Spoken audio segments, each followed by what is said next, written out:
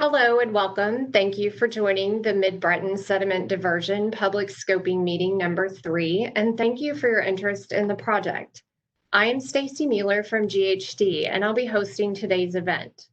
Karen Miller and Simona Ramirez-Diaz, also from GHD, will assist in the production and moderation of today's event. As we are all likely adapting to new technology, I would like to cover some items to expect while viewing or listening to our event today. First, today's event is being recorded, and recordings from all 3 public scoping meeting sessions will be made available for future viewing through links on the project webpage. Secondly, you have joined us in listen-only mode through the WebEx Event Center platform. There will be a period during today's event when those of you who have joined us by internet will be able to ask questions through a Q&A feature on your screen. We will share instructions on how to submit questions just before the question and answer session begins. Please note that questions you submit today may be published for all attendees to view during today's event and will eventually be available on the project's webpage. If you are familiar with WebEx or other similar video conferencing products, we're going to remind you that the WebEx Event Center platform is very different from a meeting platform. You will not be able to share your audio or video feeds, and we will not be using other features such as chat or polling or raise hand.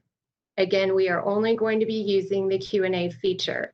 If you are not familiar with WebEx and the Q&A feature, we will be providing verbal and on-screen instructions on how you may participate prior to beginning the moderated question and answer portion of today's event. If you have dialed in to the audio conference only, you will not be able to submit questions today through the Q&A feature, and you will remain in listen-only mode. If you visit the project webpage, you are able to click on a button on the left-hand side of the webpage to submit your questions. Responses to questions submitted through the project webpage may be addressed outside of today's event. The presenters today will be sharing several ways for you to submit official scoping comments outside of today's event. We are sharing these ways on your screen now, and we will also share them again throughout today's event. You may submit official scoping comments by mailing to the U.S. Army Corps of Engineers in New Orleans, Louisiana. You may send email to cemvn-midbreton, midbreton, at usace.army.mil. Or you may call and leave your comments on a recorded voice line at 1-855-643-2738. At this time, I would like to introduce Ricky Boyette of the U.S. Army Corps of Engineers. Ricky, you may begin.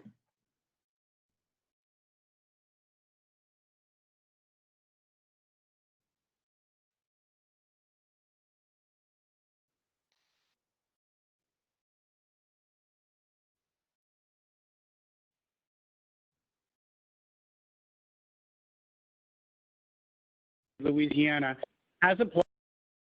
Ricky, I'm going to interrupt you. I think I'm going to ask you. Ricky, I'm going to interrupt you. I think you have been on mute. So if you don't mind, I'm going to start over and unmute your line. And Ricky Boyette, when you're ready to begin. Thank you. Can you hear me? I can. Thank you. Perfect. Good evening, everyone. And again, I am Ricky Boyette. I'm with the Army Corps of Engineers in the New Orleans District. I do want to thank you so much for joining us this evening for the scoping meeting regarding the Mid-Breton Sediment Diversion Project, its EIS, and proposed project. The Coastal Protection and Restoration Authority of Louisiana has applied to the Army Corps of Engineers for the necessary permits and permissions to construct, maintain, and operate the Mid-Breton Sediment Diversion Project on the east bank of the Mississippi River near Willis Point in Plaquemines Parish. In compliance with the National Environmental Policy Act, the Corps of Engineers will prepare an environmental impact statement to inform its permitting decisions. We are seeking public comment to assist in determining the scope of issues, the resources, the impacts, and the alternatives that need to be addressed in this document. You are an extremely important part of this process, and we do want to hear from you. Our comments are, we will collect comments from July the 2nd to August the 16th, 2020. There's a wide variety of ways that you can submit comments at any time during this scoping period, and it can be submitted by mail, by email, as well as by phone. For those of you who are listening only by audio, the best way to find a list of ways to comment is by Googling Army Corps of Engineers Mid-Breton, and that'll take you to the project webpage with all of that information. As we move into the meeting, there will be 3 pre-recorded presentations. First, we'd like to present with you Colonel Stephen Murphy, the New Orleans District Commander, for opening remarks. At that point, we'll turn it to Brad Laborde with the Army Corps of Engineers, our regulatory manager for this permit, who will provide an overview of the permitting process. And he will be followed by Brad Barth, Louisiana Coastal Protection and Restoration Authority, who will provide an overview of the Mid-Breton Sediment Diversion project. After that, we'll turn the floor to you as we answer questions. We will answer as many questions as possible, and as well, any unanswered questions may be responded to on the project webpage. Again, I'd like to thank you for joining us today.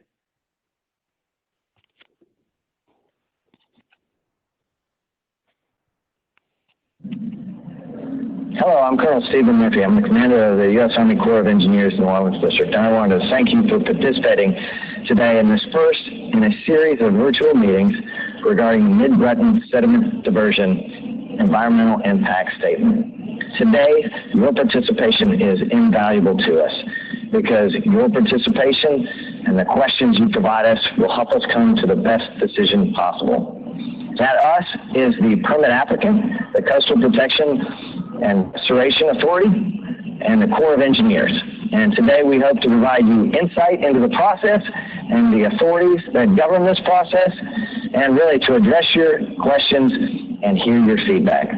We're doing this in a virtual environment because of everything we've been experiencing with COVID-19. So I want to ask you for your patience as we move forward. This is a new process, and I'm sure that we'll experience just a few slip-ups along the way. So thank you again for participating. We appreciate it very much, and I look forward to your feedback as you provide input to help the Corps come to the best decision possible.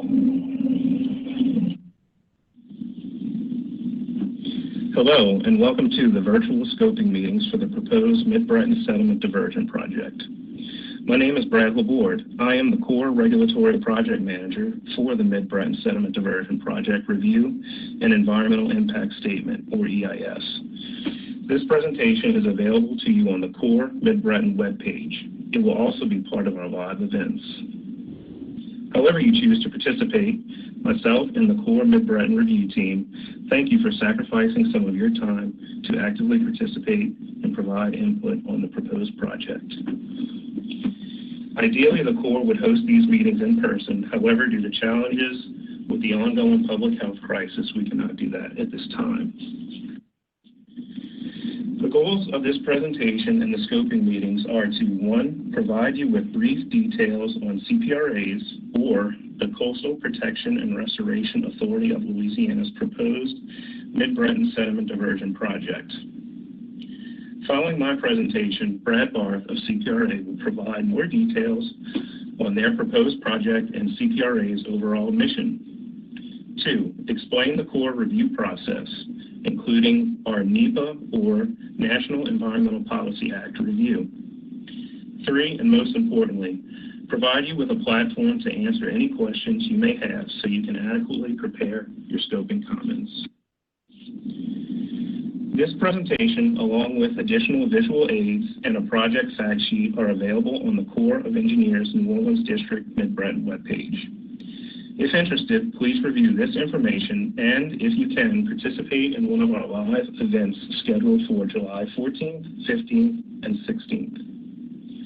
During these 3 live events, participants can call in to listen using the number and access codes shown here. Additionally, participants using the internet can go to the Corps Mid-Breton webpage and click on the appropriate link to direct you to the web meeting. From there, questions can be submitted using the chat box in the WebEx online platform. During live events, a moderator will relay questions for CORE or CPRA representatives to answer. All 3 meetings will be recorded and posted on the CORE Mid-Breton webpage. Your participation in our scheduled live events is for informational purposes. It does not count as your official scoping comment. Your scoping comments can be submitted by traditional mail, email, or by telephone as shown here. Here is a screenshot of the CORE Mid-Breton webpage. The main section has summary and schedule information. All scoping meeting info will be on the left. You can click the Submit Scoping Question box prior to our live events to send us a question to be answered during the live meetings. On the right side of the web page, you will see information about how to submit your official scoping comments. The 2 links at the bottom are for the CORE Mid-Breton webpage and the permitting dashboard. These 2 links should be the top 2 results if you Google CORE Mid-Breton. The permitting dashboard allows interested parties to track our progress during the Mid-Breton Sediment Diversion Project review. Be sure to periodically check this link after the scoping process to monitor our progress. CPRA has proposed to construct, operate, and maintain the Mid-Breton Sediment Diversion Project. The concept of diversions has been studied as a coastal restoration tool for some time now. Coastal Louisiana currently has 2 freshwater diversions in operation, Davis Pond on the west bank and Carnarvon on the east bank. CPRA is proposing Mid-Breton as a sediment diversion designed to convey water at volumes up to 75,000 cubic feet per second, or CFS, depending on Mississippi River level and flow rates. When the diversion structure is closed, a base flow of up to 5,000 CFS is proposed. If constructed, the project footprint would be on the east bank near Wills Point in Plaquemines Parish, Louisiana. At this point, you may be asking yourself, if this is a CPRA project, why is the Corps of Engineers involved? Well, the Corps is directed to by Congress via the Rivers and Harbors Act and the Clean Water Act. If a member of the general public has an action or project that may impact a Corps Civil Works project, one must obtain a Section 408 permission from the Corps. This includes any federally mandated levee or waterway. The applicant must demonstrate that the proposed activity will not be injurious to the public's interest and will not impair the usefulness of the federal project. If a member of the public has an action or project that obstructs or alters a navigable waterway, such as a dock, pier, or water conveyance, it would require a Section 10 permit, as the Corps regulatory program is tasked with maintaining navigation in U.S. waters. Similarly, if a member of the general public has an action or project that requires excavating and or filling into jurisdictional wetlands, a Section 404 permit would be required. It must be demonstrated that the project is in the public's interest and steps have been taken to avoid and minimize adverse impacts to our nation's wetlands, and, if required, provide compensatory mitigation for any outstanding wetland impacts to proceed. During all permit reviews and during the Mid-Breton Sediment Diversion Review, the Corps regulatory staff remains neutral and independent in our decision-making. Our mission is to make permit decisions off best available science, engineering standards, and professional judgment. Again, the Corps is neither for or against this or any other application we review. Okay, so here is CPRA's proposed project Mid-Breton Sediment Diversion footprint using Mardi Gras colors. In LSU purple, you have the full construction footprint. Within that, in LSU gold, you can see the outline of the actual structure and changes to LA 39. In 2-lane green, CPRA anticipates modifications to the existing pump station along this back levee.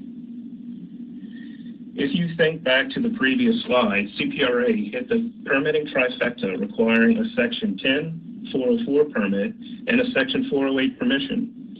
To better understand, you can break the project into 3 segments. 1, the area within and along the Mississippi River to the Mississippi River levee has Section 10 404 and 408 interests. 2, between the Mississippi River and the back levee, where there are impacts to Section 404 wetlands. And 3, the outfall area into Breton Sound, where Section 10 and 404 would apply, with perhaps some 408 interest too.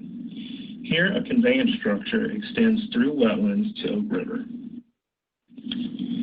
This slide offers 2 zoomed-out shots of the project area. On the left, you can see the project footprint and CPRA's anticipated transition area in white. This is where deltaic processes can be expected based on CPRA's preliminary estimates. Additional water quality and salinity impacts are anticipated outside this area. On the right, you can get a better view of the project location with reference to the New Orleans metropolitan area to the top left. Following the Mississippi River, you can see the project location. The Breton Sound Basin and the Mississippi River Basin in Plaquemines and St. Bernard parishes are where most impacts will be. How far impacts may go to the east and northeast into the Pontchartrain Basin and Chandelier Sound, if at all, is unknown at this time. The Corps is independently reviewing all of CPRA's models to better understand the extent of impacts, including land building and accretion, storm surge, and aquatic resources to determine the overall beneficial and adverse impacts associated with CPRA's projects. So now that we've discussed Section 408 permissions and the Section 10 and 404 permits, it's important to know what our decision-making tool is, and that is NEPA, the National Environmental Policy Act. The NEPA process and documents serve as our evaluation and decision-making tool. The Corps is the lead federal agency for this effort. A third-party contractor has been selected to help write and independently review CPRA's Mid-Breton Sediment Diversion project. The level of our NEPA review is dependent on the impacts. In this case, the Corps has already determined that this project could significantly affect the quality of the human environment, requiring an EIS or environmental impact statement. An EIS is a detailed study of a project's potential impacts to the human environment. As the Corps, as the lead federal agency, is in charge of drafting the EIS in coordination with the federal cooperating agencies. The scoping comments you provide will help us determine the appropriate amount of detail for each specific resources to be impacted. The end results or outputs from the EIS will be included into a record of decision, or ROD, which would announce the Corps permitting decision in conjunction with other federal laws. Typically, the most important details in an EIS can be found in Chapters 1 through 4. Chapter 1 outlines a project's purpose and need statement. That explains why a particular project is being pursued. Chapter 2, the Alternatives section, outlines the alternative projects that will be examined in the EIS analysis. Chapter 3, Affected Environment, is a description of the project area's existing conditions and trends. Chapter 4, Environmental Consequences, and perhaps the most important part of the EIS, analyzes the impacts of the proposed project and alternatives, including the no-action alternative. For the Mid-Breton Sediment Diversion EIS, the Corps, in coordination with our federal cooperating agencies, established a purpose and need statement based off the one provided by CPRA in their permit application. From there, we evaluated potential alternatives.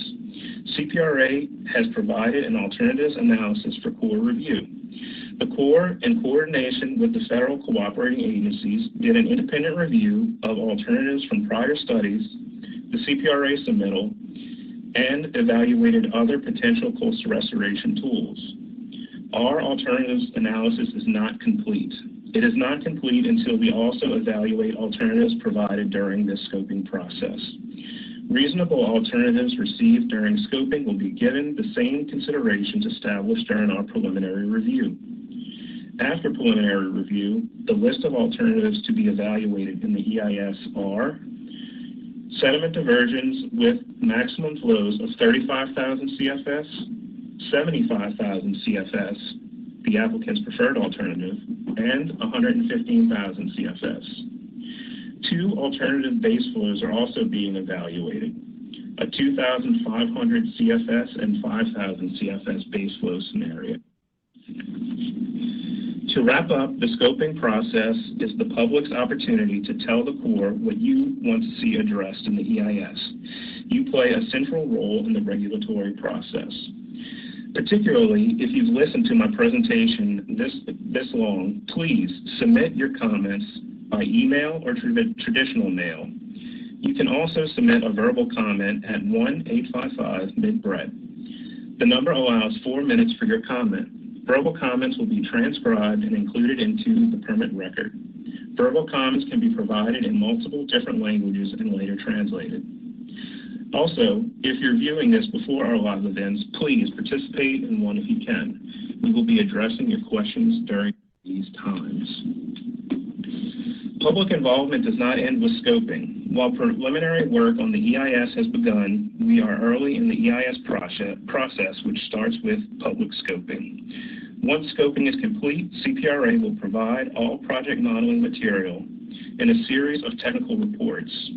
The Corps, with the help of the third-party contractor and cooperating federal and state agencies, will independently review CPRA's material, along with other best available science to draft the EIS. The draft EIS is scheduled to be complete in fall 2022. Shortly after the draft EIS, the Corps will host a public hearing. The Corps will then revise the draft EIS based on public hearing feedback to produce the final EIS, currently scheduled in the fall of 2023.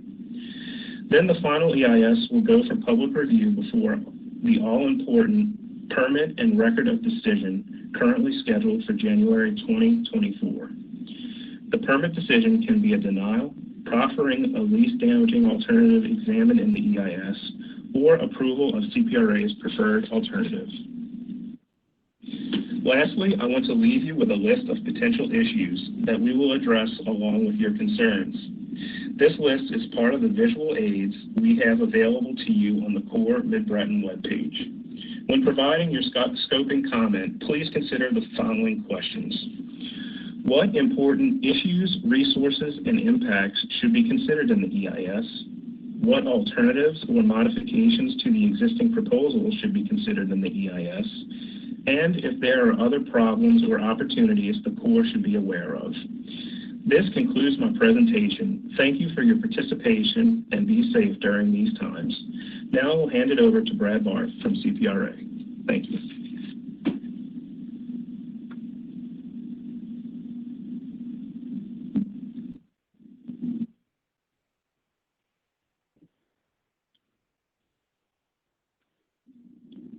Welcome to the Mid-Breton Sediment Diversion Public Scoping Meeting. I'm Brad Barth with the Coastal Protection and Restoration Authority. I'm the Sediment Diversion Program Manager and also in the Operations Group with CPRA. I'm the Operations Assistant Administrator.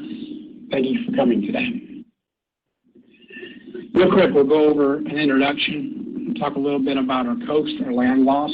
We'll talk about addressing the root cause for reconnecting our river, which will lead us into talking about the Mid-Breton Sediment Diversion. And then lastly, we'll hit upon and talk a little bit about our operations and adaptive management.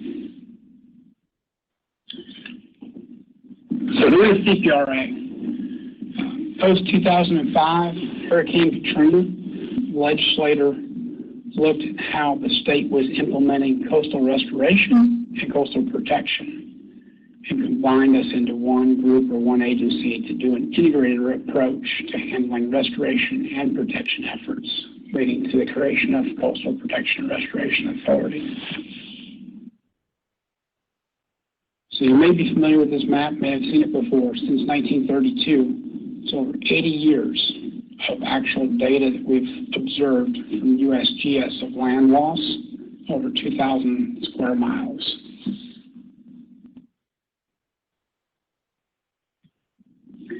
When we look at going forward over the next 50 years, if you're familiar with the Coastal Master Plan, you're familiar with, we look at a couple different sea level rise scenarios. This would be the medium scenario.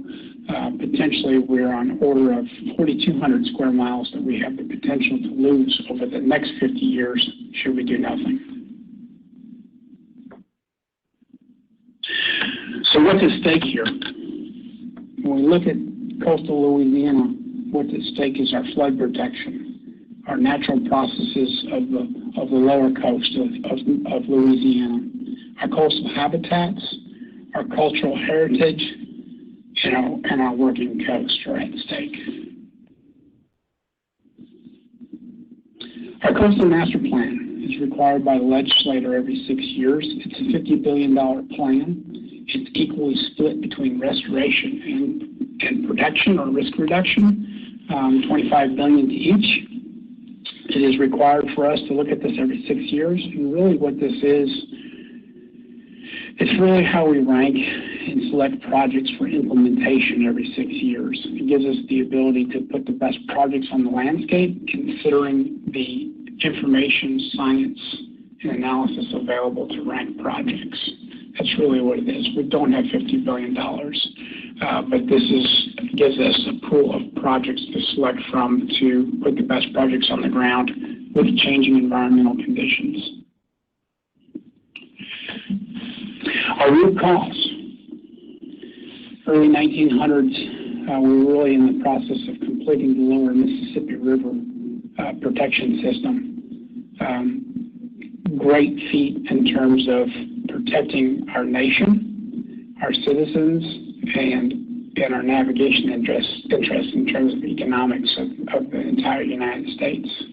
So what that's done is left a lot of areas that don't have that access to the fresh water, the sediment, and the nutrients. And that's really been starving those areas and leading those areas into a degrading nature or degrading wetland environment. When we look at some imagery across coastal Louisiana, we can look to our neighbors to the west in the Atchafalaya or Wax Lake Delta area. One of the only areas in coastal Louisiana that is experiencing land gain, no land loss in these areas. And these areas have that direct access to fresh water, sediment, and nutrients all combined together. If we go look at areas further to the east, our Breton Sound Basin, we don't have that same access to the fresh water, sediment, and nutrients. And that's why you look at this, you can see the blue for the Wax Lake Atchafalaya, I call that the happy face. You look at the Breton Sound side, the frowny face. So let's talk a little bit more specifically why you're here today for the Mid-Breton Sediment Diversion Project. Some basic details. River mile locations at 68 on the Mississippi River on the east or the left descending bank, Wells Point, Bertrandville area. The funding is through NIFWIF, oil spill dollars. Tasks currently that are being worked on right now are the engineering, design, and permitting tasks associated with this permit application, and thus why you're attending and watching this very scoping meeting. Some of the details of this project, we'll be looking to have an inlet along the river in the -20 to -35 foot elevation range. The overall corridor width for permanent construction features is approximately 1,400 feet wide, approximately half a mile long. The capacity for the diversion is estimated up to 75,000 CFS. So it's a passive system, so it relies on the water level of the river and the water level of the basin to send the water, the nutrients, and the sediment out into the basin. So at low river flow in the beginning of the spring flood season, the diversion may only be able to flow on order of 30 or 40,000 CFS. As it approaches max flood stage and reaches a million plus on the flow of the river, we'll be up closer to the 75,000 CFS and how it operates. Base flow up to 5,000 CFS is what we're asking for in the permit. With that, we know base flow is a more of an environmental condition out in the future. We really only want to flow what makes some sense environmentally going forward into the future based on conditions at the time that we're operating. Major components and features of the project will consist of an inlet, a conveyance structure, and an outlet. It will require us to do some interior drainage modifications to maintain drainage within the interior in the Bertrandville-Wills Point area, and then also require us to relocate Highway 23. This slide kind of gives you a footprint of the project area. The main footprint includes temporary and permanent right-of-ways. At this point, that's in very infancy of the engineering and design process, but this gives you an idea of perspective of the footprint of the project in terms of both temporary and permanent features. The lower blue dot down to the right would be the pump station, where we're looking at some potential improvements to the pump station for that interior drainage. When we look at sediment diversions, what's the goal here? Really the goal is selecting a location along the river that's got a super concentrated amount of sediment, obviously from deposition onto a point bar. And when we can use that material and concentrate that material off that point bar, then we can maximize that sediment diverted out into the basin and minimize that fresh water.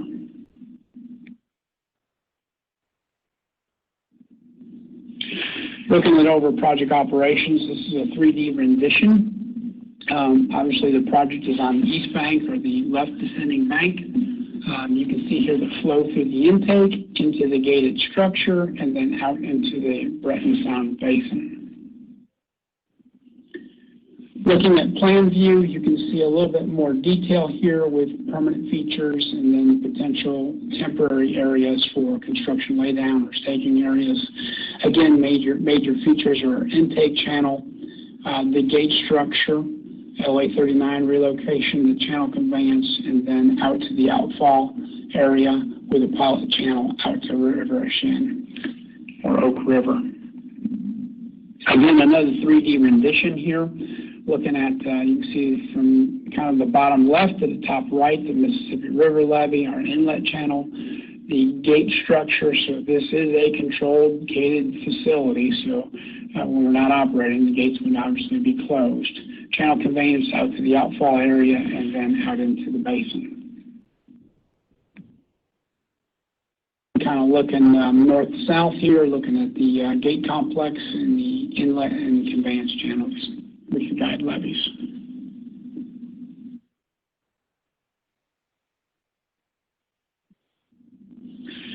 So let's talk a little bit about operations. So as part of this permit, an initial operations plan is included such that the Corps can evaluate this project.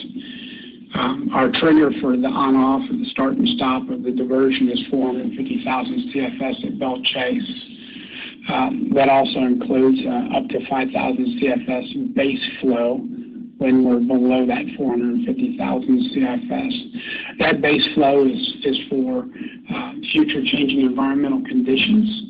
And again, it's an up to number. We would expect the base flow to only operate and flow at a level needed based on the future operational conditions or environmental conditions we see in the basin. We expect that to be lower than the 5,000. Adaptive management plan. So this is a key part of dealing with environmental changes in the future, and really gets at the heart of our mission is to be able to consider our changing environment, to be able to manage at or below those levels stated above based on the conditions we see. Additional emergency stops, tropical activity, spills, and navigation. As part of our charge as CPRA is flood protection.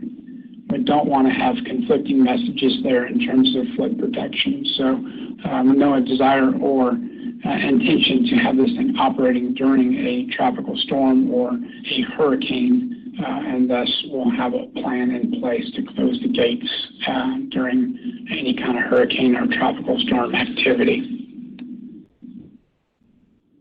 Adaptive management. Again, really, this is all the information, all our real-time monitoring and information that's gathered for anything from looking at the performance of our project to providing us data and information on our changing environment, which will allow us to make operational changes as needed based on our permit conditions. So some of the things that we may be looking at are the sediment load, the flow in the river, the salinity in the basin, the stage in the river, and other water quality parameters and such. As we go forward in this permitting process, CPRA will continue to have some boats out in the river on a regular basis to do some river sediment sampling, to continue to gather the information necessary for us to have an efficient design in terms of understanding the hydrology, the hydraulics, and the sediment transport, so we can maximize that sediment capture. So our site-specific data and information leading into our effort there. We'll continue into the 30% design effort. That 30% design effort will then directly support the permitting process and provide the necessary information to the public in terms of what the project looks like, the features of the project, the components of the project, such that the Corps can assess those things based on this public scoping meeting and your input. Physical model testing is part of that hydrology and hydraulic testing. One of the things we want to do is also have a physical scale model of the project as well, so that way we can look at both numerical and physical modeling and be able to have input there in terms of getting the best design. And that way it's also tested as well and not some type of experiment. We've already done that physical scale model testing. And then obviously we'll continue for our outreach and engagement, where we try to put as much information that we can and maintain that transparency of the information we have and where we're at in the process of the project.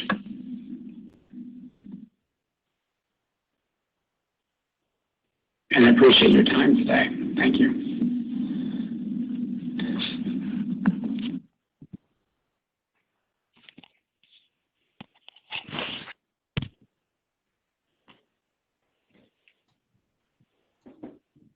And we're going to thank those of you who are attending for your patience and your attention during those presentations.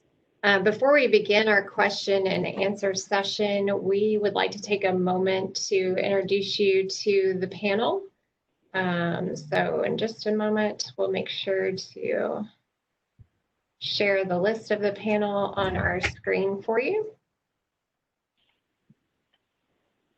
And I'm going to ask that our panel take a moment to turn your webcams on at this time, and I'll ask that you stay muted until you respond to a question.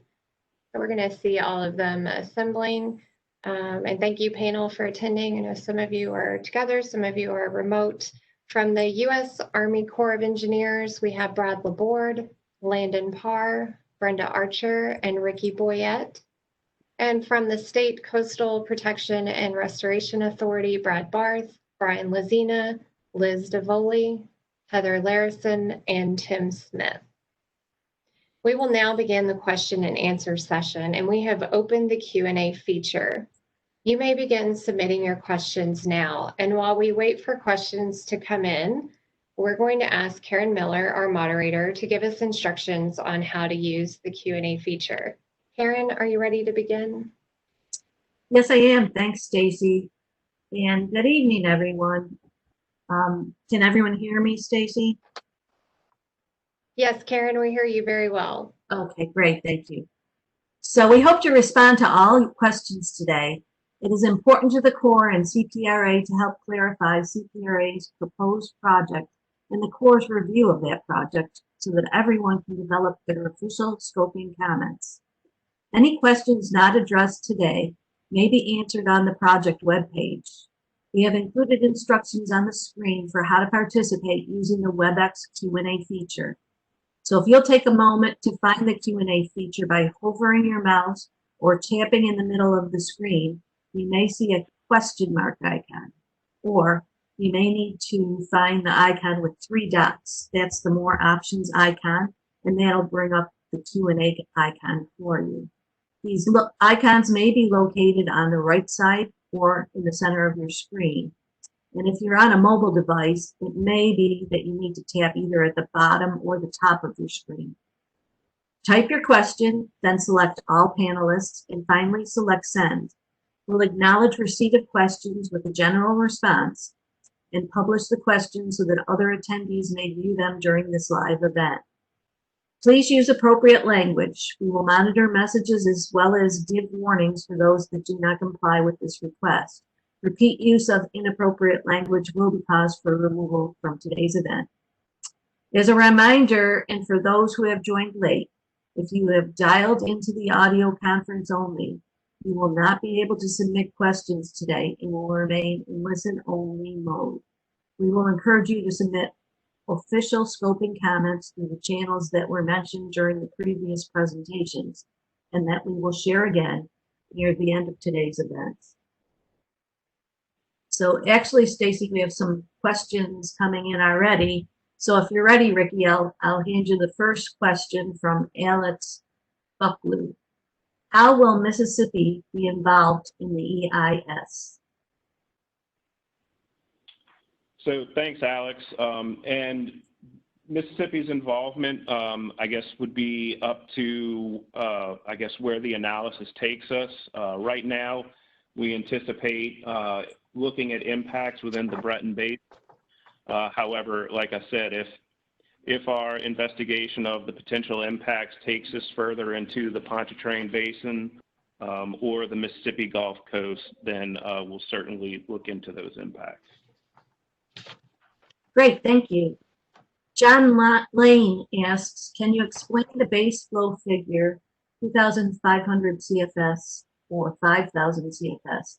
Has this been adjusted since the 2017 master plan? Has the trigger flow 450,000 CFS changed since the 2017 master plan? We thought it was previously 600,000 CFS. Thanks. Thank you for that. I think this is a question best suited for the applicant, CPRA. Hey, great guys, thanks. This is Brad Barth with CPRA. Yeah, good question on the base flow. So the base flow is for a combination of things. It's for looking at future environmental conditions and changing environment. It's also at the outlet there for stability for vegetation as well. So there's a couple of things there that it's considered for. In terms of your question about the 600,000 CFS, that was from a previous planning effort. So when we look at the engineering and design phase for the Breton Sediment Diversion and the permit process, it's always been the trigger at 450,000 CFS. So thanks. Thank you, Brad. Alicia Renfro says, over what time span will the benefits and impacts of this project be considered? For this project, 50 years. 50 years of operation. So we'd look at those impacts as well as the construction phase impacts as well. Thank you, Brad. Lynette Besh asks, will this increase flooding in Burlington and the Mississippi Gulf Coast area? Hi, Lynette. I don't think we expect it to. However, again, if we will look at CPRA's models with concerns for water levels. If the investigation of the water levels takes us to the Mississippi coast, we'll certainly look into what the changes in elevation might be. Thank you. A.A. Cancher asks, in addition to the Mid-Breton diversion, will the now I'm going to probably butcher this, Carnarvon diversion and Mardi Gras Pass be open also? So please correct my pronunciation there. It's Carnarvon, and I'm not 100% sure of the operation of Carnarvon, so we can hand it to CPRA to address this one. Yeah, so Brad, this is Brad again. I think on these two, they'll operate just as they would on the landscape today. So Carnarvon has specific operating criteria. So in the no action and preferred alternative, it would operate in the same manner as it's already a project on the landscape. Same way with Mardi Gras Pass, it's an existing part of the lower Mississippi River and Bohemia Spillway. So it would be modeled in the existing condition or the no action alternative in addition to the preferred. Thanks, Brad. And just to point out, because we had questions on this in prior meetings, Mardi Gras Pass is a natural feature. It's part of the Bohemia Spillway, there's a structure there. During High River, there was a scouring event that opened Mississippi River up to that portion of the Breton Basin. So there is no real open and closing of that, that location. The flows are strictly based off of the Mississippi River level and flow. Thank you. Alex Bucklew has another question. Will the Gulf Stream bring the water from the Mid-Breton diversion into Mississippi waters? Alex, it's unknown at this time. It'll be part of our analysis. And again, if the water quality changes in the Breton Basin and then in the Pontchartrain Basin lead us to investigating the changes in what might happen in the Mississippi, along the Mississippi coast, and we'll certainly include that as part of our review. Thanks, Brad. Jean Turner would like to know, what is the range of sea level rise, months, years, estimates for after 50 years? CPRA, do you want to address this one, please?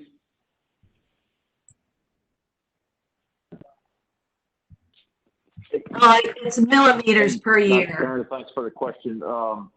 Yeah, so there'll be a couple things looked at, and that'll be determined by the team. But generally speaking, we look at sort of the moderate from 2017, so that's a 1.5 meters by 2100. You got me on the math question there. We'll have to break it down, but it's the 1.5 meters sea level, 1.5 meters rise by 2100. So thanks for the question on there. Yeah, sorry about my my mistake there. It's millimeters per year is what they meant.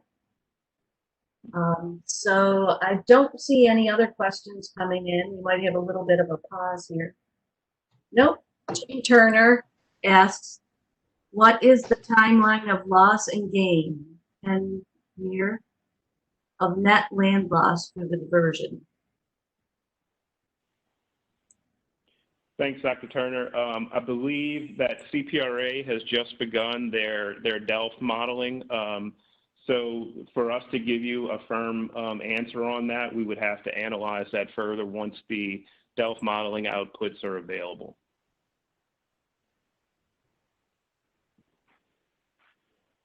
Alex Bucklew asks, how will migratory marine life be affected by the diversion?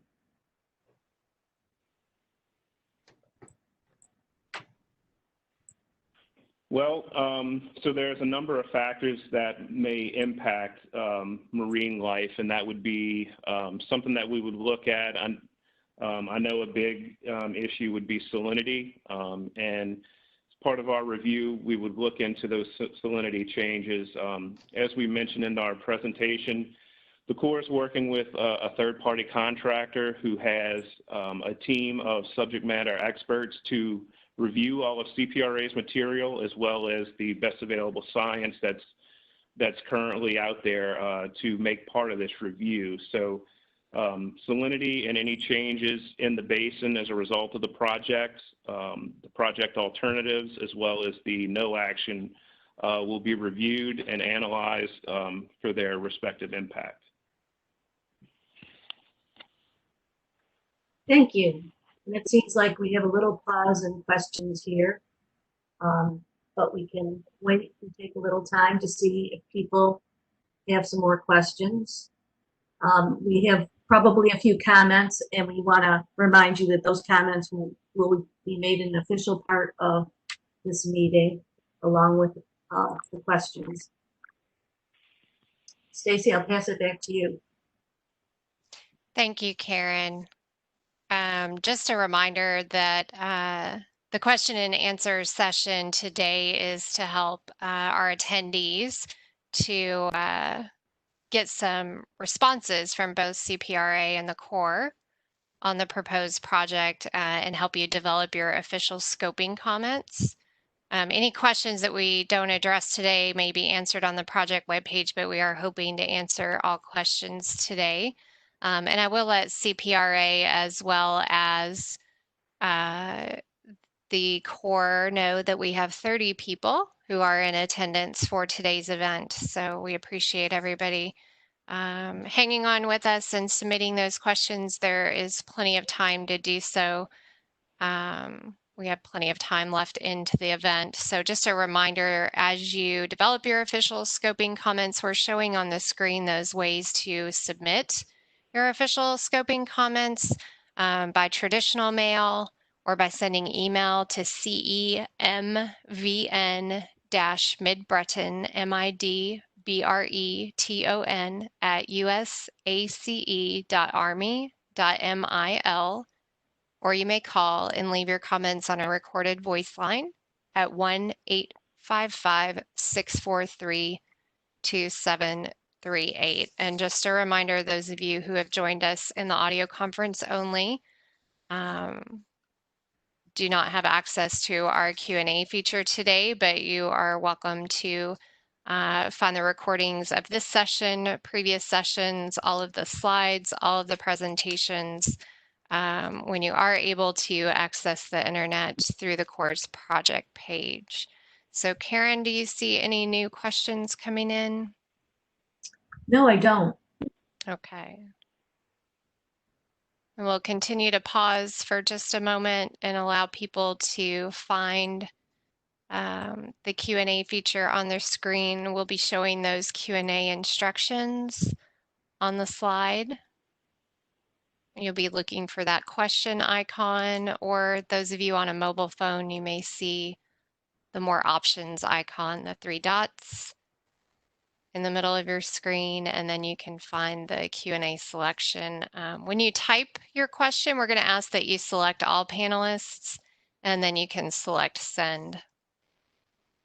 And we are publishing the questions and the comments we get today, and the panel will be responding to those questions.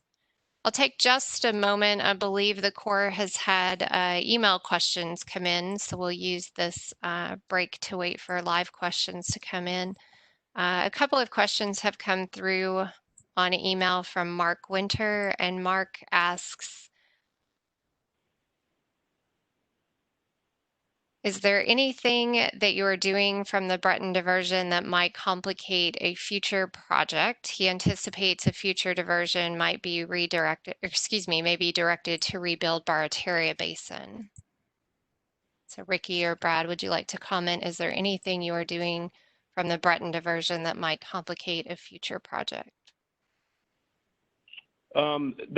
That would be something that's part of our analysis, and it's also a good example of a comment or a scoping comment that we would expect to receive as part of this process, as well as a lot of the questions that we've received today. It's important to submit those as your official scoping comments so that we can make them part of the scoping report, which then feeds into the EIS, and it's basically a list of questions that we would aim to answer with the draft EIS that we are working through now.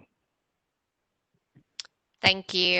And I will also add that another question that we've gotten from Mark Winter asks, will lowering the gradient of the Mississippi River downstream slow the flow of the upriver sections? It's possible. That's something that we would also be considering within the Mississippi River basin itself. Thank you. Outside of Mark's comments that we received on email, I see that we've been addressing at least 12 questions that have come in on the line. Karen, we'll check back with you to see if any new questions have come in. Yes, they have.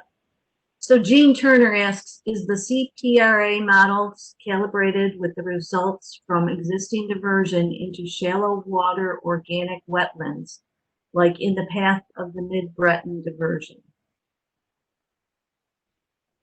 Thanks, Dr. Turner. I'll hand it over to CPRA to address this one. Thanks, Dr. Turner. The short answer is yes, it is, and we can certainly share some more information on that in detail, but they are calibrated to existing diversions especially to look at how that interacts with subsidence in those areas, wetland response, and exactly what you're asking for there. So yes, we do take advantage of that calibration and validation of these models. Thank you for the question. Yes, and to elaborate, go ahead. to elaborate a little further, so as part of the EIS, we will have a number of appendices, and one of them will be a DELF modeling appendix that basically goes through both the inputs and the outputs and how we handle some of the data and came to some of the determinations that we did in the EIS. So that will be something that you'll be able to review as part of the draft EIS. All right, thank you. Alex Buckblue asks, won't the nutrients and sediment in the diversion water be a more significant harm for marine life than salinity? This has been identified as the root cause of the oyster and shrimp decimation in the Mississippi Sound. So once again, that's a good question, Alex, and it has to do with scope and the reach that the potential impacts, what the potential impacts would be as a result of operation of this project if constructed. Again, if the potential for impacts, whether it be to water quality or sediment, it would be something that we would look at if our review takes us in that direction. Thank you. Mark Schlefstein asks, can you explain in a bit more detail how you will determine the effects of the diversion alternatives on oysters, shrimp, finfish? If models, what models? Thanks, Mark. We have what's called, or CPRA will be performing habitat suitability indexes. That's one of the tools that we'll be using to look into what changes there would be in the basin for marine life. We'll also be using our subject matter experts to use their best professional judgment in trying to determine what the potential impacts would be as a result of operation of the diversion.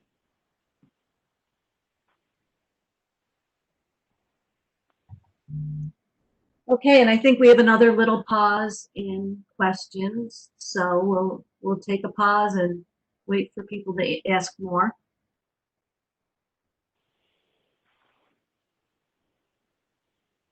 Thank you, Karen. And while we take that pause, I'm going to ask the Corps. We did have a comment come in. If we can switch back to the ways to submit your official scoping comments slide. A comment that the 855-643-2738 number may require an access code. Is that something that we have today or that can be provided on the Corps' webpage when it's appropriate?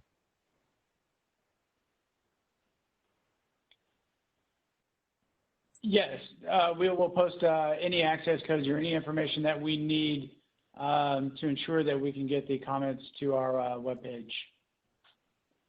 Perfect. Thank you, Ricky, for responding to that. We'll continue to take a pause as questions and answers come in and remind everyone that official scoping comments should come through the mail by sending email or by calling the 1-855-643-2738 recorded voice line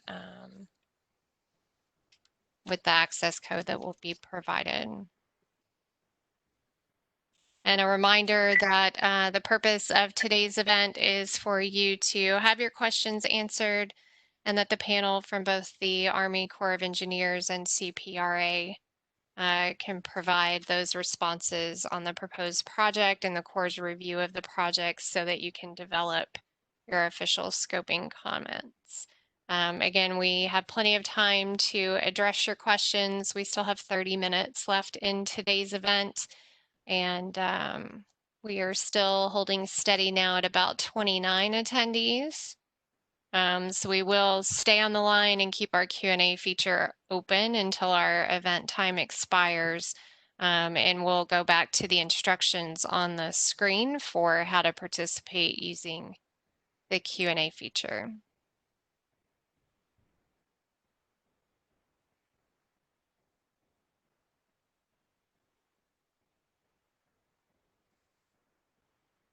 And Karen, do you see any new questions coming in? I do not. Okay, and we'll continue to pause. You may hear a pause in our audio, but we'll remain with the Q&A line open. I do have one now. A.A. Cantor asks, I may have missed this, but if the Mid-Breton diversion gets approved, what is the estimated construction start date and completion date? I'll hand that to you, Ricky. Yep, and I think that's best for CPRA to address. Yeah, hey, great question. I think Brad presented earlier on the final EIS and the record decision date in the first quarter of 2024. A major infrastructure project of this nature, we'd be looking at a 5-year construction schedule. So that would put us into the 2029 timeframe for operations. Thanks for the question.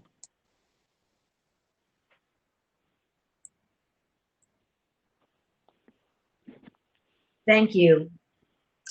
I don't see another question. We have another little pause, but we're willing to wait and be patient and give you time to fill out your questions and send them in.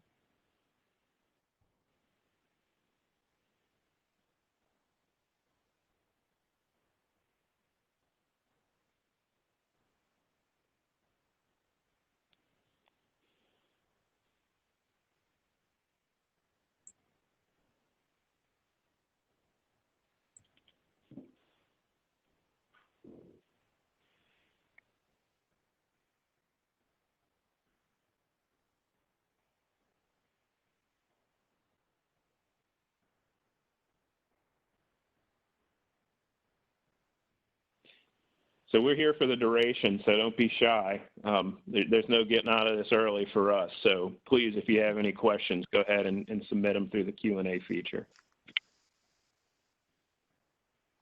Thank you, Brad, and thank you to the panel for being patient and for your time this evening. And thank you to our attendees who have a lot of good feedback and a lot of good questions tonight. I will let both panels know that we are seeing a decrease in attendees, so we're down to 27 attendees that are still with us in the event. Again, this is likely not the way we prefer to meet with you, but we're glad that you've joined us today so that we can have the Corps and CPRA help clarify the CPRA's proposed project and the Corps review of the project so that you can develop those official scoping comments. And Stacy, to this point, we've answered 13 questions and had just a few comments. Thanks, Karen.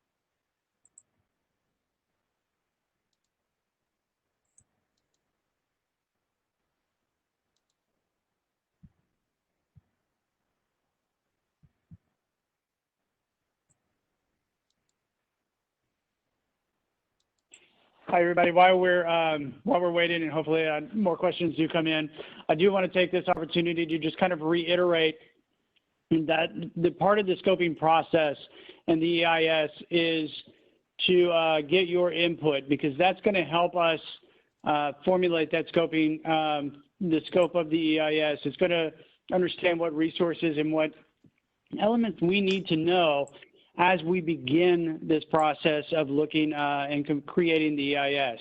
We're very early. There's a lot of questions we don't have the answers to. There's a lot of comments that will help better inform us from the start. So I do ask that even if you don't have questions today, to please go onto the project website again. I think the easiest way is to Google Corps of Engineers Mid-Breton or Corps Mid-Breton and look at the information that we have. We will look into the 800 number. We're not sure why it's asking for an extension today. That's new. So we will find out. I will have that corrected as soon as possible. But I have to, again, just reiterate to everyone, please take this time today, but also up until the August 16th line to submit those comments. Let us have a better understanding as we move forward, because at the end of the day, we need to make sure we're making the right decision, and the right decision will be based on the best science and engineering. You know your area, you know your part of Louisiana better than anyone, and so your insight will help us create the right document. It'll inform our processes. So I do take this time to just ask to definitely look at what we have on our webpage and submit any comments. Don't assume that someone else has submitted that comment.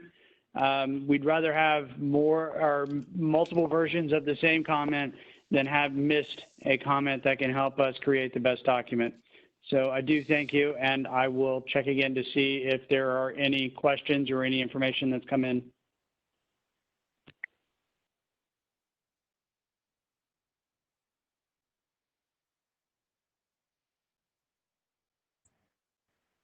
Actually, it looks like I do have another question here. John Lee asks, what is the level of EIS metric that would halt the construction of the project? This would help focus attention on key impact factors. Hi, John. So as part of the EIS, as we said in the presentation, it's a decision-making tool. So the EIS is geared just to lay out the facts for us. And so we use that with our decision-making. So as part of our 10, 404, and 408 review, specifically for Section 404, we have what's called a public interest review. And that's where we weigh a number of factors, both for and against the project, and then make a decision to determine if it's in the best interest of the public to construct that project, deny that project, or select a least damaging alternative. So there is no, there is no one specific factor that could skew this one way or the other. It's more of just trying to objectively weight each issue and come out with a decision that's beneficial for the public.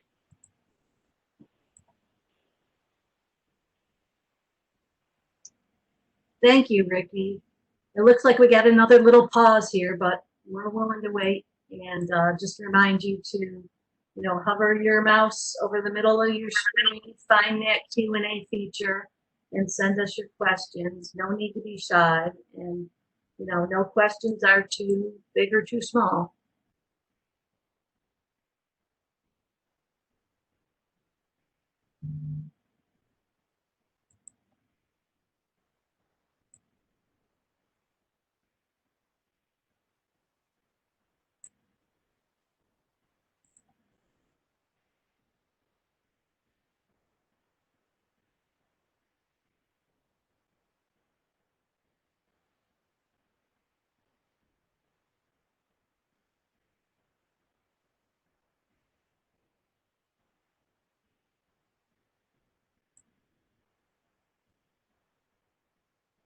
We also want to remind you that if you have comments, send them in. They will be made part of the official meeting.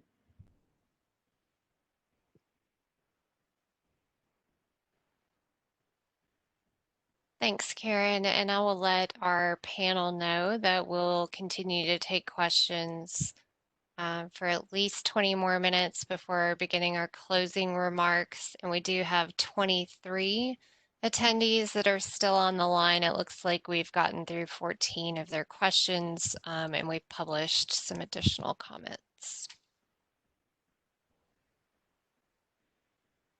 And we'll take a moment to share on our screen that, of course, outside of today's event, we're encouraging you to develop your official scoping comments using the ways on the screen to submit those by mail to the U.S. Army Corps of Engineers in New Orleans. Send email to CEM as in Mary, V, N as in no, dash Mid-Breton, MIDBRETON at usace.army.mil. or you can call the recorded voice line at 1-855-643-2738. This is the final session of our public scoping meetings. And again, recordings of all 3 scoping meetings, as well as a copy of the slides that were used for today's presentations, and actual recordings of those presentations are available on the U.S. Army Corps' project webpage. And we'll continue to be patient while questions come in. We'll have about 20 minutes left in our event, and we see 21 attendees on the line.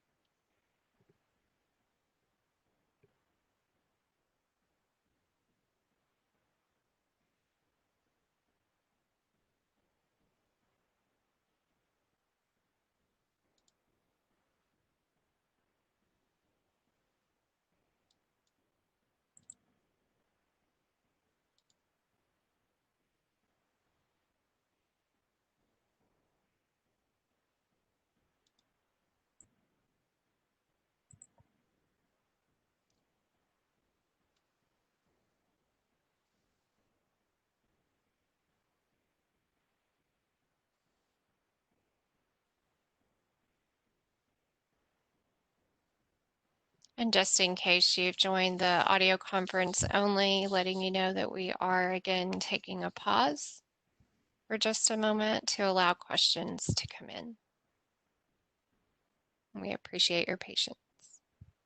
So here at the New Orleans district, we've been taking a poll to see who would be the entertainment for no questions. We have decided that Brad Labourd's Ave Maria is by far the best. So please sit back and enjoy the tenor sounds of Brad Labourd. I'm kidding. He would okay. We thought you were going to do the Ricky and the Brad's show. You know, that's what we were waiting for. We were going to switch seats since we both have beards and see if you could tell the difference. Hey, there's still 20. There's still a chance. The quality of answer would go down significantly if it'd be more polished, though. I don't think so.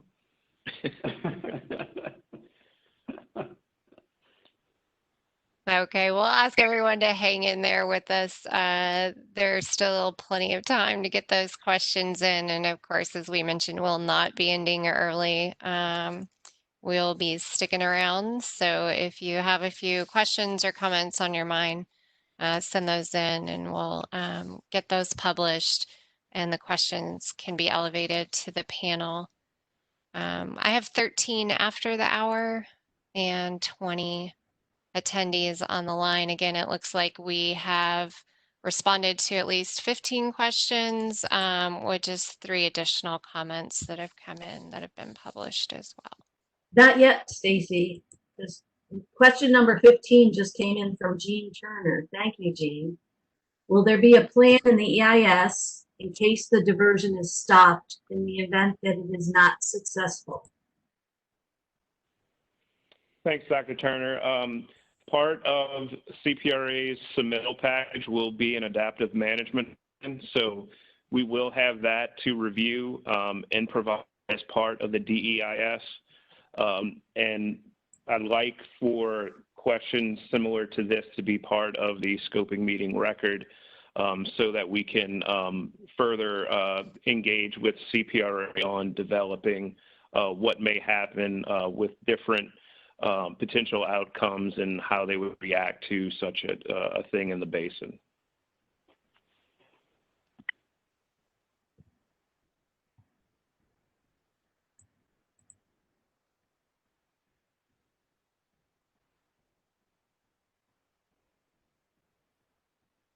So we'll encourage the 20 attendees that are still on the line. Don't make us listen to anyone sing. Provide those questions, provide those comments. Again, we do hope to respond to all your questions today. It looks like we will have plenty of time to do that. Again, it's important to both the Corps and CPRA to help clarify CPRA's proposed project and the Corps review of that project so that everyone can, of course, develop their official scoping comments. And again, we'll show the slide on the screen for the 3 ways to submit your official scoping comments, either by traditional mail, sending email, or by calling the recorded voice line. If for some reason there are any questions that come in through the Corps' webpage or email address on the webpage, and they may not be addressed in today's event, they may be answered outside of today's event. And so the Corps is hoping to make sure that those are addressed on the project webpage in the future. We've included the instructions again on the screen for how to participate in today's event using the Q&A feature. So again, take a moment to find the question mark icon or the more options icon with the 3 dots and select Q&A. And we still have 19 people on the line. I have 16 minutes after the hour. So we'll continue to be patient together.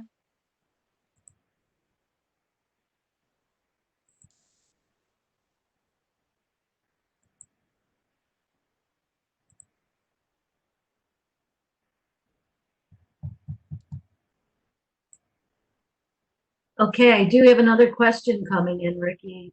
Mark Schlepstein asks, the experts reviewing fishery issues, are they chosen by Corps or state, and who pays them?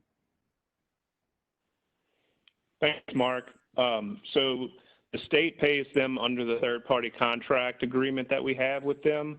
However, they work under the direct, they work for the Corps specifically. So the third-party contractor, it goes to the Corps for everything when it comes to the EIS and the analysis itself. The CPRA does have the ability to reach out to the third-party contractor for contracting issues, but that's the extent. As to how they were selected, we had a list of minimum qualifications that were provided and agreed upon before the CPRA went through their bidding process. I can't go into how they do their bidding process, but there was a list of contractors that were provided to the Corps, and we made sure that they met our minimum qualifications before the state made their selection. And Mark had a follow-up question. Who chooses them? That's the extent of my knowledge on third-party contracting. So CPRA, if you have anything that you'd like to add to that, please do. Yeah. Hey, Brad. Thanks. Excellent question.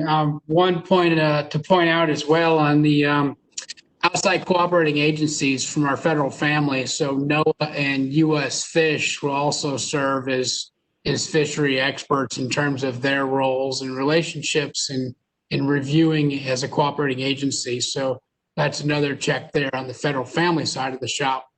In terms of the third-party contractor, as Brad said, the state received the minimum qualifications for the subject matter experts from the Corps of Engineers, and that was put into our advertisement package for selection of the third-party contractor. So all third-party contractors had to meet those minimum qualifications before they were even reviewed for selection. Thanks for the question. Thank you, Brad. John Lee asks, so you will consider a group of EIs in their level in deciding what decision would be best for citizens. Is there a ranking system that indicates what EIs carry more weight than others? Thanks, John. So I think we're going back to a prior question that had to do with the public interest review as part of the 404 decision making. There isn't really a ranking. There could be an issue that pushes the decision one way or the other. I think in this case, it would have to do with the overall impacts, whether it be socioeconomic or just the overall performance of the diversion itself through the peer reviewed modeling that's done. But this early in the process, it's hard for me to kind of put my thumb on what might be the factor that, you know, would be the deciding factor on whether or not the project is approved, denied, or again, we choose another alternative to proffer a permit to CPRA for.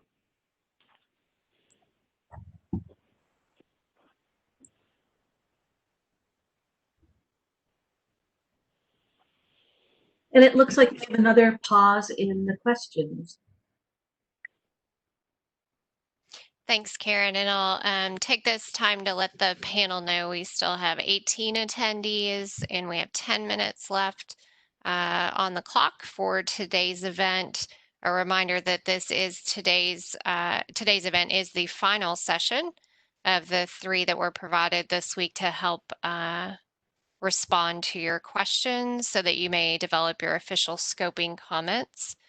Again, the Corps' webpage on the left-hand side, you'll find many of the resources that were shared today, including the slide deck of each of the presentations, recordings of those presentations, and recordings of all 3 live event sessions this week where the panel has answered questions so that others can submit their official scoping comments. Remember, if we didn't hear from you today, maybe you dialed in on the audio conference only, or if you've had difficulty navigating the Q&A feature, the Corps will be taking questions on that left-hand side of their project page.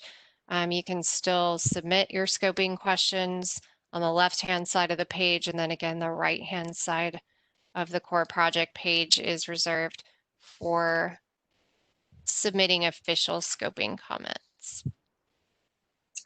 And Ricky, we have another question from John Lee. Would the level of predicted storm protection be an important factor? Yes, sir. So part of that would have to do with the expected changes in water elevations as opposed or as a result of the operation of the diversion itself, along with its alternatives. And then we'd have to weigh the potential benefits if it's determined throughout the life of the project that we have increased land building and increased storm buffer, we would take that into consideration too.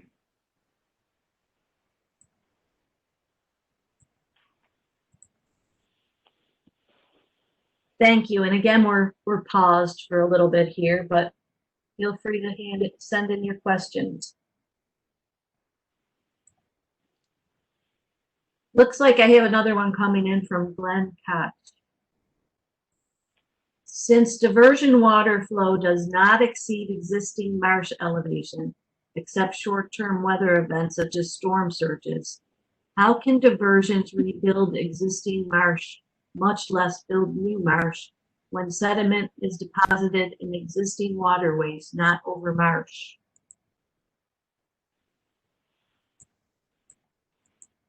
Thanks, Glenn. CPRA, I think it would be best that you address this one, please.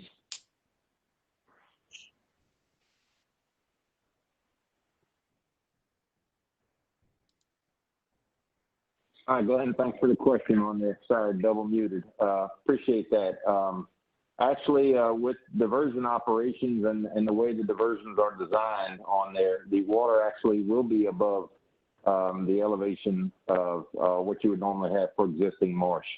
So your question is right. If we didn't elevate that water above the marsh, you wouldn't get that kind of platform building, but you will have that. Also, you will have not only that, but sediment put into the system that's then able to be reworked during frontal passage and times when we have higher tides. So great question, but yep, we will at times elevate the water over the marsh elevation. Thanks.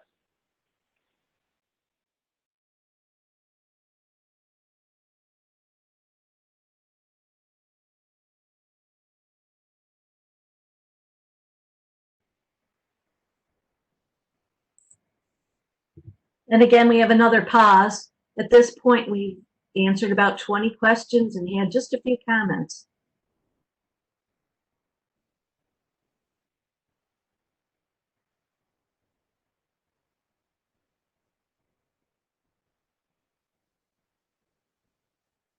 Thank you, Karen. And I'll let the Corps and the state know that we have 17 attendees now on the line, and we have 5 minutes left in today's event. So those of you who are still composing your questions or maybe a comment, we'll leave the Q&A feature open.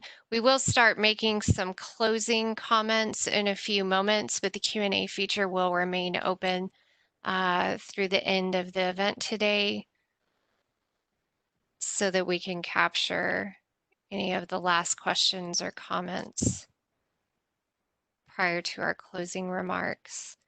Again, we'll show information on the screen, those ways to submit official scoping comments. I believe we have responded to all the questions that have come into Q&A. We'll continue to monitor the Q&A feature for incoming questions. It's important to the Corps and to CPRA to help clarify CPRA's proposed project and the Corps' review of that project so everyone can develop their official scoping comments.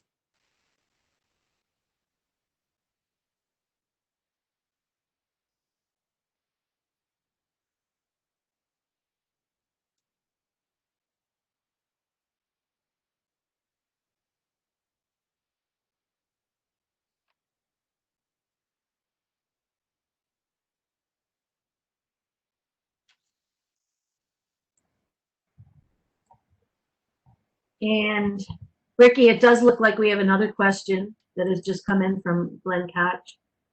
How do you plan to combat nitrogen enrichment in river water decreasing root development and making marsh more vulnerable to erosion? Thanks, Glenn. That is a good example of a scoping comment that we would like to see provided. Beyond that, though, I'd have to turn it over to CPRA to address further.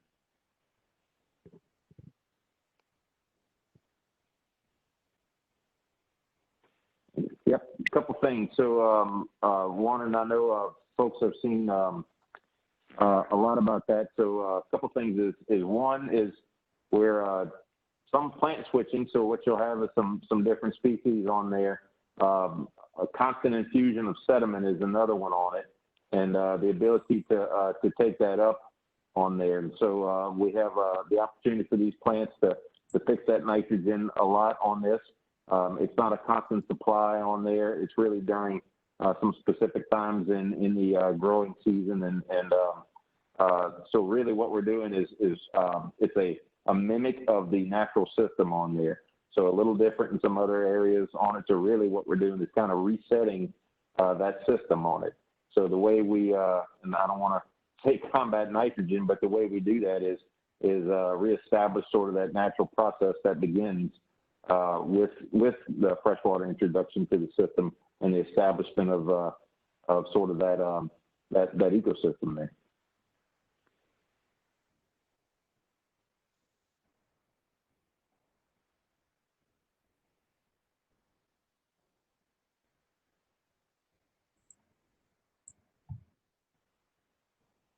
Thanks for that answer, Brad. I have another question from John Lee. Is increased storm protection considered an EI? How would storm protection enter into the EIS?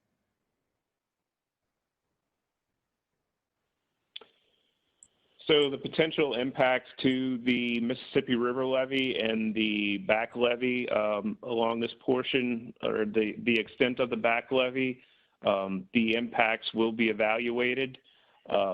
Beyond that, it would be, well, the Mississippi River levee, that would be part of the 408 process. And then the back levee, any impacts to that, if it was required to elevate a levee, or if they wanted to elevate a levee as a result of whatever the change would be, that would be outside of the Corps purview.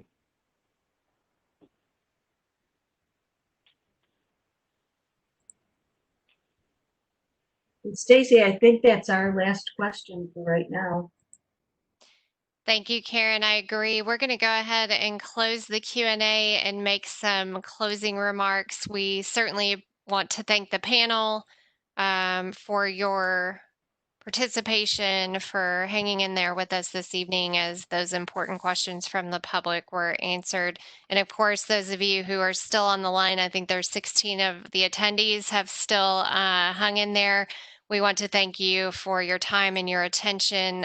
If you're on the panel, you're welcome to mute yourselves if you haven't already, and you can unshare your webcam or turn off at this time. The questions and the responses, of course, will become part of the project record. They'll be made available for public review, but a reminder that all questions received will be reviewed by members of the panel. We're hopeful that the responses given will encourage you to develop your official scoping comments and submit them in a manner as indicated on the screen. Again, by mailing those to the Army Corps of New Orleans, by sending email to cemvn-midbreton@usace.army.mil, or by calling and leaving a recorded voice message at 1-855-643-2738. And this concludes today's event. Thank you for joining. Thank you for participating.